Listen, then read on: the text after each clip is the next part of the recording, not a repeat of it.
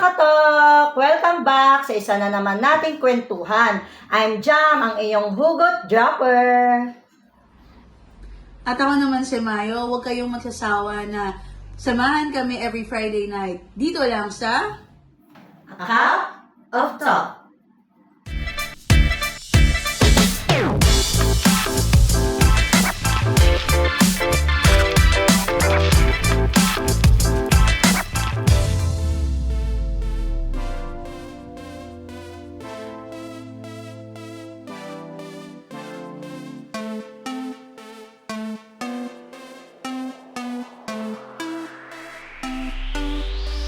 Okay, before we spill too much coffee, let's start with our Espresso Yourself question for tonight. Do rebound heals the heart or just hide the hurt? Huwag kalimutang mag-share mga katok dahil bago matapos ang podcast natin sa araw na ito, ay iisa-isahin natin ang inyong mga entries. Naku, alam nyo ba guys, medyo nahihiya yung ating mga katok na mag-share ng kanilang personal na kwento dito sa atin.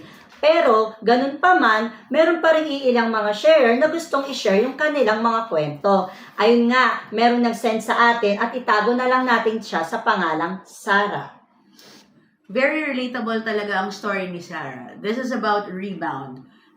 Pakinggan natin mabuti. So, basahin mo na yan, Direk. Kumusta kayo mga katok? At babasahin ko na nga ngayon ang kwento na pinadala ni Sarah.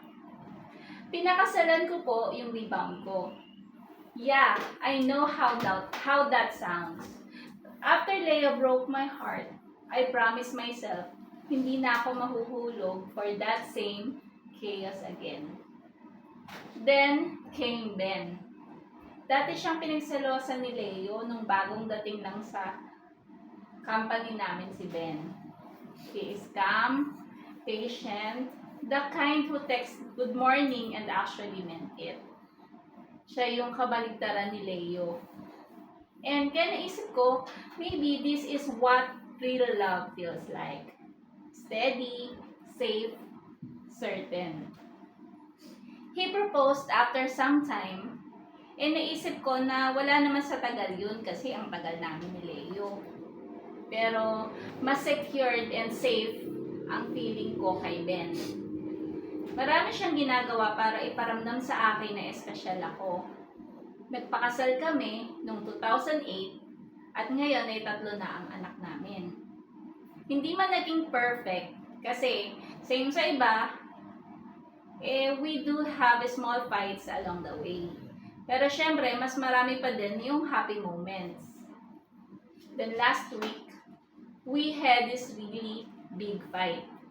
I can say it's big enough na umalis talaga siya sa house. He slammed the door, dala yung kotse, and suddenly, the silence felt louder than ever. Naupo ako, nakatingin lang sa phone ko. And without even thinking, I scrolled through my FB. A common friend posted a ghost from my past. There he was, si Leo. Andun yung tingin niya that used to make me forget the world. I don't miss him. At least that's what I tell myself. Ang daming memories na bumalik sa akin because of that one picture. So siguro totoo ngang a picture paints 1,000 words.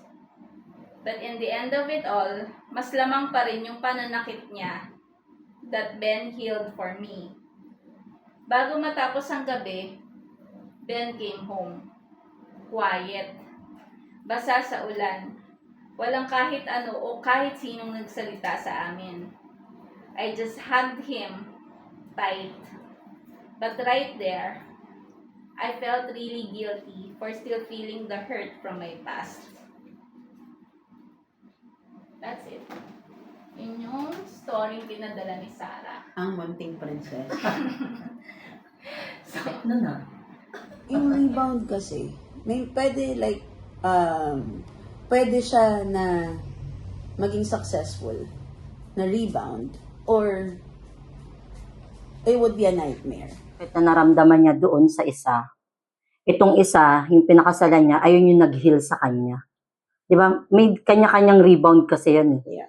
Di ba? Meron namang For example, kasi meron, iaano ko na lang din sa sarili ko, no? Ang ganda ko no? Okay. Meron na naman example sa sarili. Ganda? Hindi. Hindi. Kasi di ba, Based on experience. Oh, Ganda yun. experience. Relatable sa'yo. doon sa isang ex ko, kumbaga parang, hiniwalayan ko siya kasi parang, ayaw ng parents niya sa akin. So, ayoko nag-aaway sila. So, parang humanap ako ng someone na mababaling yung attention ko doon sa taong yun para mawala yung attention ko dito. Pero, alam mo yung thought na mahal mo pa to pero kailangan mong layuan. So, naghanap ka ng iba. Itong taong to, akala mo naman siya, love mo siya, pero ginawa mo lang siyang panakit butas na, gano'n, para lang mawala yung issue ng parents niya sa'yo. Yung gano'n. Oh, pero I think partly kasi pinili mong siya sa kanya ibaling yung oras mo. Ayun nga, choice mo pa rin naman Choice yun. mo pa rin yun. Kumbaga, may part sa'yo na siya pinili mo because may something sa kanya. Nawala naman dun sa isa. At saka, na talagang nag-attract sa'yo papunta sa kanya. Ibig sabihin, may something sa kanya. Hindi lang basta yun. Tsaka yung rebound kasi, talagang, alam mo, minsan, yung mga tao, parang sinasabi kasi na, ang pangit naman ang gagawin mo, rebound. Pero, sa totoo lang, based on my experience. Di ba may experience ka din? Based on my experience, usually, part of healing talaga siya. Na, it's either, ang pangit ng term na gagamit ka ng ibang tao. Sabi tingin sa akin. Hindi. Alam mo yun, Oy, Mari. hindi, to move on. Ako, yun ang naisip ko lang reality, but when the reality hits you, na totoo, siguro sasabihin natin na pangit lang ng mga wordings and all, but yung sa katotohanan lang, na gagamit ka talaga minsan ng tao or bagay or ng events para lang ma-refocus ka dun sa, so that you can move on.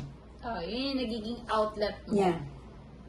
Oh, Pangit yun sa kabilang, dun sa tao na gagamitin mo, but kung parehas naman kayo, like you're on the same page, edi sa akin, okay lang. Sasabihin mo lang na, I just came out from a bad relationship. I just came out from a Hindi lang siya heartbreak. rebound kasi alam din naman niya yung pinagdaanan mo. Di ba? Ang malupit doon, sa mga kaibigan din, may mga ganun din. may ring. May rebound din sa friendship. Ano ka ba?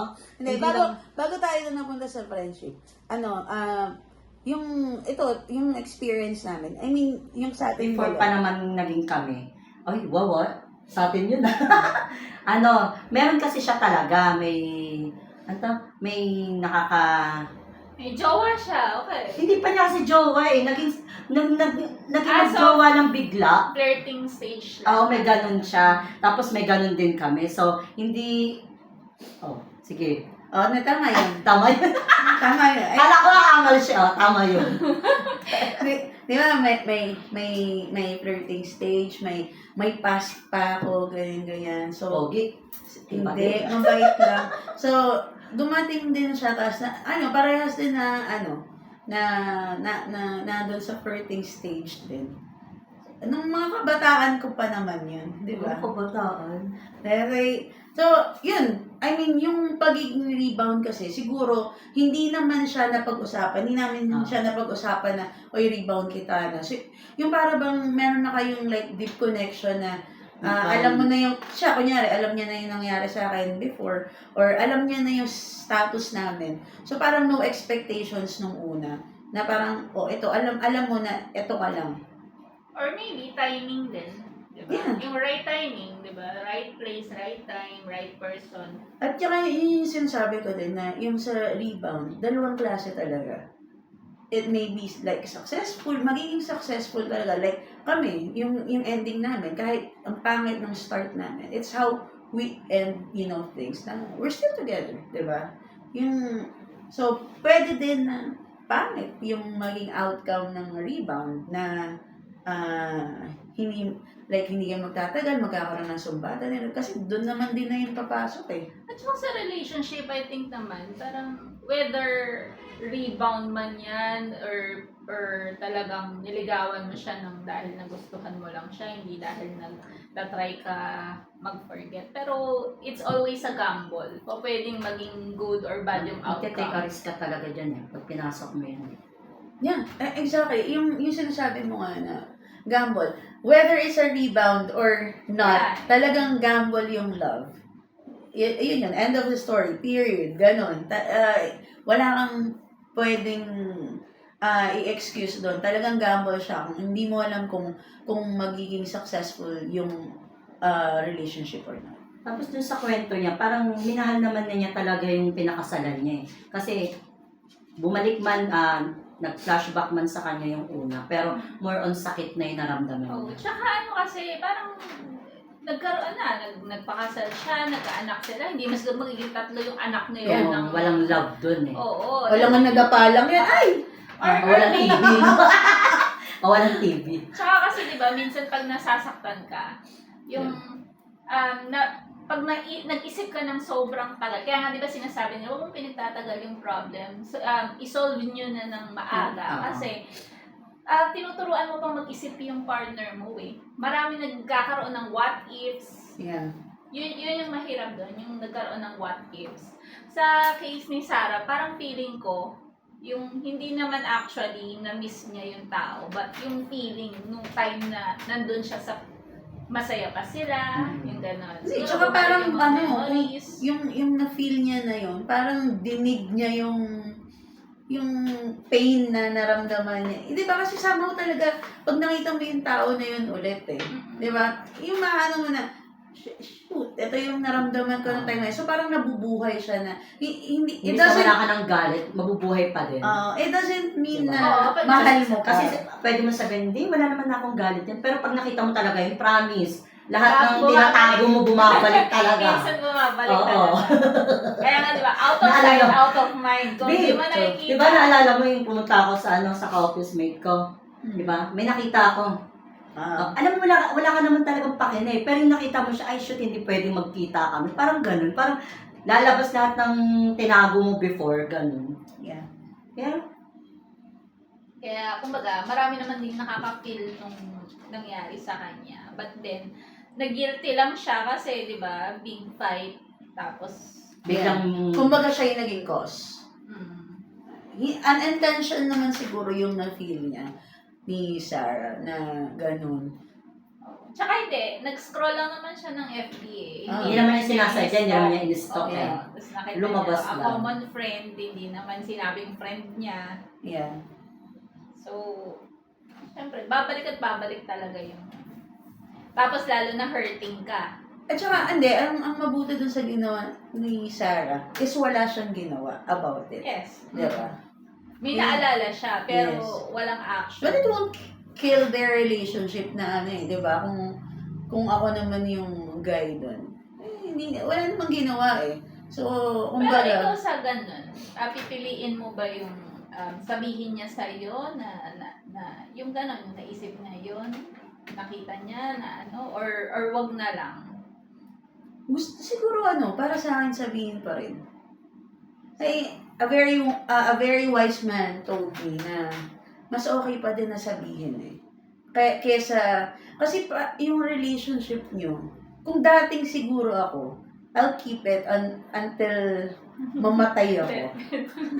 Na walang aamin hanggang ano. Pero kasi, kung yung relationship nyo is for keep na talaga, sabihin mo na lang. Kasi, At saka siguro para din mawala yung guilt na yeah, it will feeling. haunt you forever. Kasi para mag-guilty siya, that's Tamang connected pa rin yan sa previous episode natin. Ghosting, di ba? Di ba? Di ba? So, ayun yung multo ng kanyang kahapon. yeah, you can say that. I mean, di ba? And going back doon naman sa, sa rebound, hindi lang din naman siya sa love, sa relationship. Kahit saan meron yan eh. Hindi lang sa basketball, di ba? So, may mga friends din na for rebound. Anong masasabing rebound ka? Siguro pag yung andyan lang pag kasi may kailangan pa. Pero kasi malalaman yung friendship kasi, 'di ba sabi nga ng aking pare ko, give and take talaga 'yun 'di ba? Pag hindi siguro ganon, yung parang nawala ka na sa nawala ka na sa linya.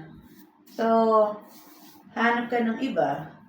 Tapos hindi ka pa naman move on. So, it's the same as relationship yan. lang din.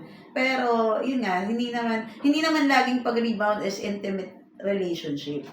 Yeah, madami siyang kind of rebound. Tsaka baka try to forget din. Baka halimbawa, nasaktan siya dun sa friend niya dati. Yeah. O, di ba? May ganun yung parang meron tayong friends na masasaktan tayo. Tapos after nun, may makikilala tayo. It doesn't mean na-rebound na agad siya. Paano kung nakasundo mo lang talaga siya, Yeah. nakilala mo siya? Yeah. Mas nag-jive pala yung personality nyo kumpara dun sa pero mas naging close na lang kayo. Yeah. Pwede rin kasi Hindi lang siya, oo nga, no? Kung may isip mo, hindi naman porket may bago kang nakilala. Kasi yung iba kasi friendship ganun yung kasi ganun yung- medyo broad siya eh. Yung ibang tao kasi, di ba, ganun kasi iniisip. Once na halimbawa, hindi na kayo nagkasama nito, tapos bigla ka meron, rebound na yung tingin ng tao sa inyo, parang ganun. Pero ano pa Pero rin, hindi nila kasi malay mo, dito kasi sa taong to, mas nag-ano kami. Mas nag-jive nga, mas nagkasundo kami sa Mas mga nakasundo. bagay-bagay. or kasi syempre siguro matatawag mo siyang rebound if may hindi kayo pinagkasunduan. Tapos may iba ka, bago kang friend na ipina-flaunt mo lagi yung lakad nyo, yung tawanan nyo, yung kasiyahan nyo. Oo. Yeah. Diba? Yung ganon. Kasi meron kang pinapatamaan. Oo. Parang ganon. Yun, rebound yun. But Yeah. then, kung hindi naman, kung parang, Yung bigla ka magpo-post sa social media na, I have new emerald, yan, mga ganyan, mga parinig, di yung ba? ganon. Yun yung mahirap sa mga I think yun yung mahirap. Especially nowadays na sobrang laki ng ng social media effect ng social Oo. media sa mga tao. So minsan sinasalo talaga yan ng mga hindi dapat sumalo. I mean, that's the saddest Kaya part. kailangan talaga, once na magpo-post ka talaga, think twice talaga bago mo Thank you for pindutin your yan.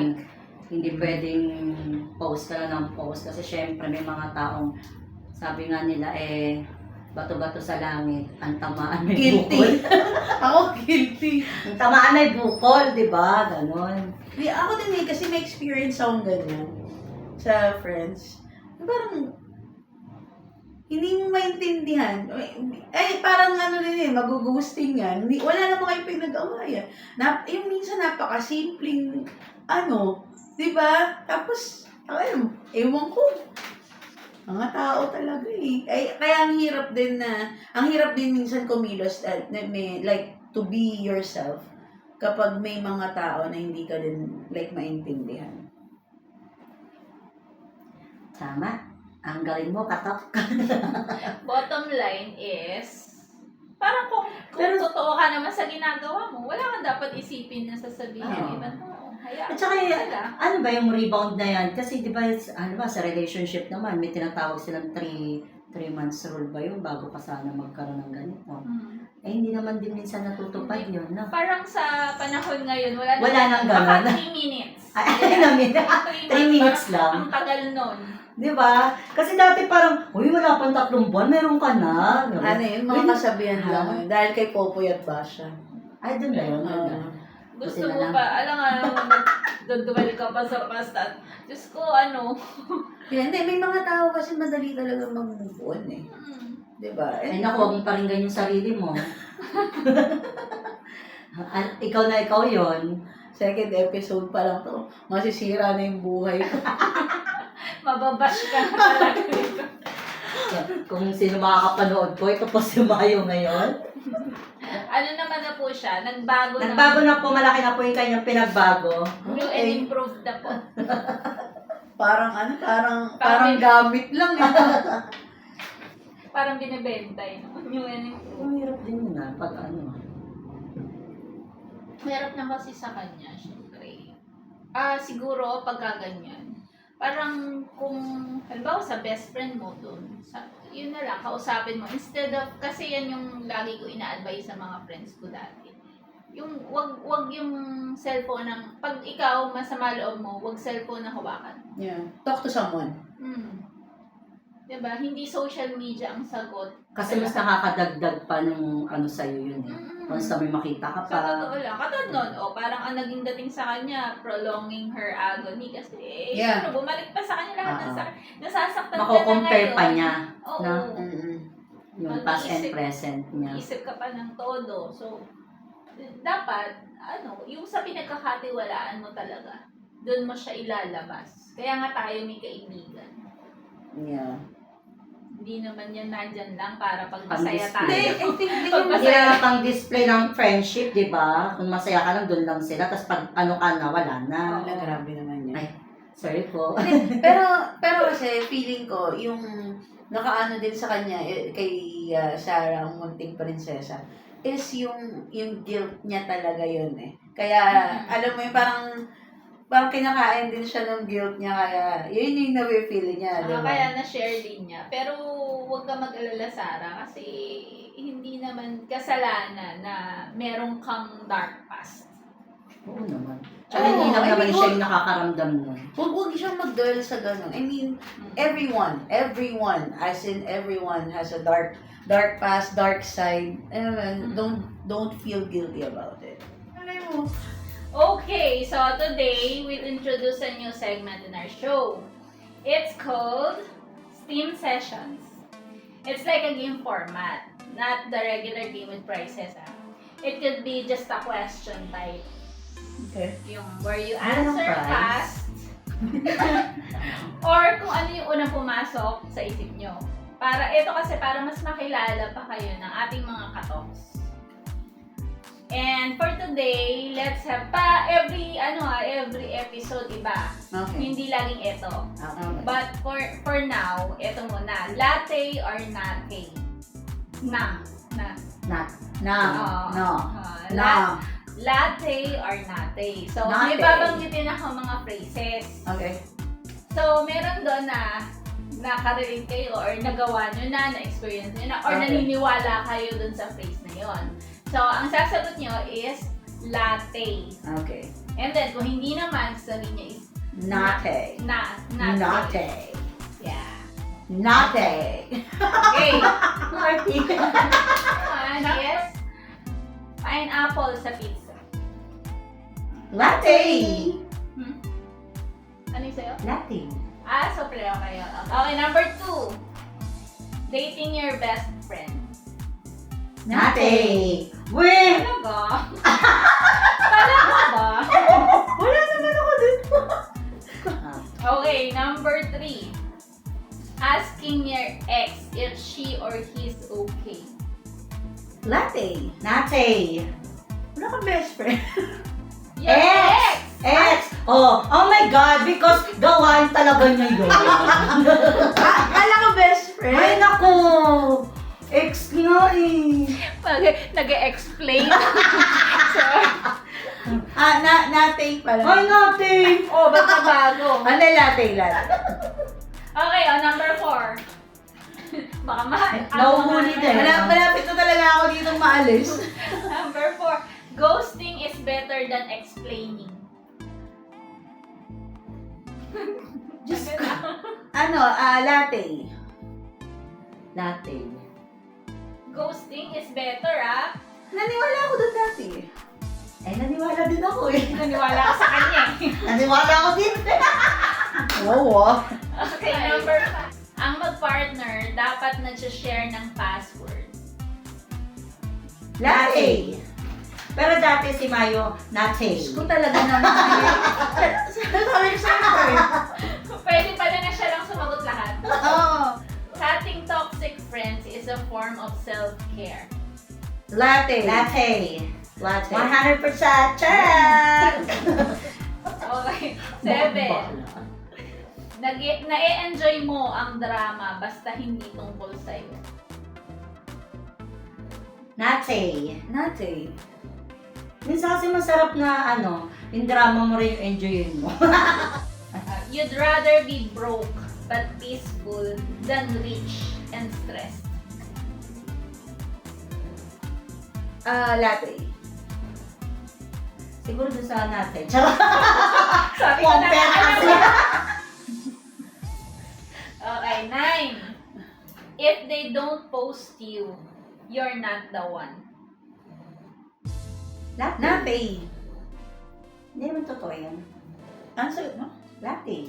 Ay, ano ba? Latte is naniniwala ka ha. Nate yung hindi. Naku, kailangan ko ulitin yan. Ay, 80-80 pala. Nalito na sa latte dati. Di ba? Oo nga. Ano sagot mo? Ano ba yung tanong? Hindi pala naintindihan. Kung hindi ka niya pinopost, ibig sabihin, Tagalog hindi niya ikaw yung the one. Ay, hindi. Nate. Tama na ta. Tama, Pero pero kasi wait. hindi naman talaga siya nagpo-post eh. Oh, Diyos ko, ako na naman. Sa mga kato. Mga katok, ayun yung totoo. Okay, 10. Sine-check mo pa din ang socials ng ex mo paminsan-minsan. Ay, Nate. Nate. Number 11. Nagsabi ka na okay ka lang kahit hindi naman talaga. Latte. Okay, and Mali, last. parang hindi mo kami pinapaniwalaan. Okay, ito na yung last. Hinuli mo na yung partner mo para malamang loyal siya. Latte. Latte. Ito, ang hilig na ito. Hay, ngayon hindi ko na Oy, dapat sa'yo sa'yo ikaw. Ha? Siya latte. Ako Ikaw- Nate ako. Yun. So, dapat. Di ako nang gaganon. Kasi wala yung feelings eh. Diyos ko na, explain na naman sa akin. Kumawa talaga ako dito. Ano lang to latte or nate. No explanation. Hindi kailangan ng explanation. Tsaka hindi kailangan ibagsak yung asawa. Para lang mas makilala kayo. Okay. Hindi naman siya. Latte o Nate? Nate. So, yan. Yun yung first game natin. So, Nice, next nice. time, tune in for more games. Now it's time for our favorite part, a cup shared.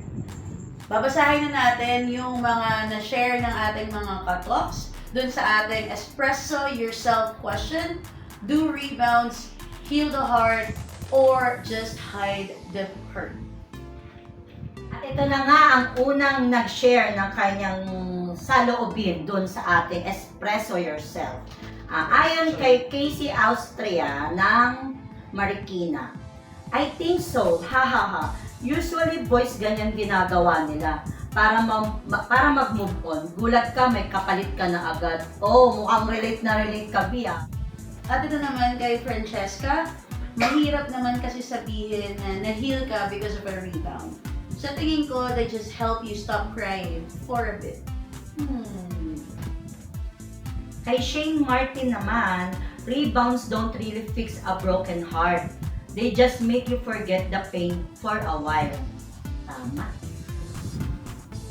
Alright, from Memento Collection, I think having a rebound always starts from wanting to keep yourself busy, trying to numb the pain.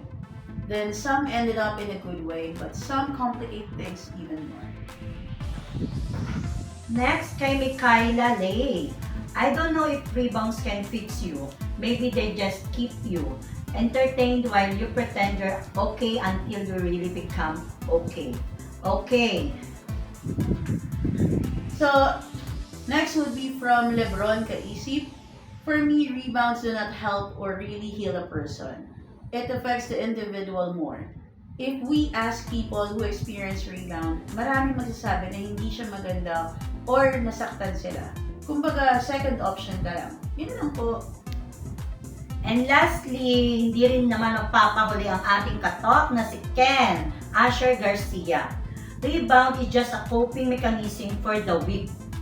Yun. Honestly, yung rebound, hindi, yung sa iba, siguro, maganda siya kasi natatakpan niya yung sakit na nararamdaman natin. Di ba, partner? Yeah, parang band-aid na nilalagay mo lang temporary dun sa sugat. But it doesn't, really heal the pain. Pero temporary kasi pag yung Band-Aid nawala na yung ticket. Pero sa iba kasi, yung rebound is parang ayun yung magiging way nila para maging okay ulit sila bilang isang tao sa mga naranasan nilang pain in the past, parang ganun. And yeah, and that sometimes it's fine. So sa mga ka-talks natin na nag-share ng opinions nila, thank you so much for watching again our second episode. Huwag kayong magsisawang tumuto sa aming mga ka-talk.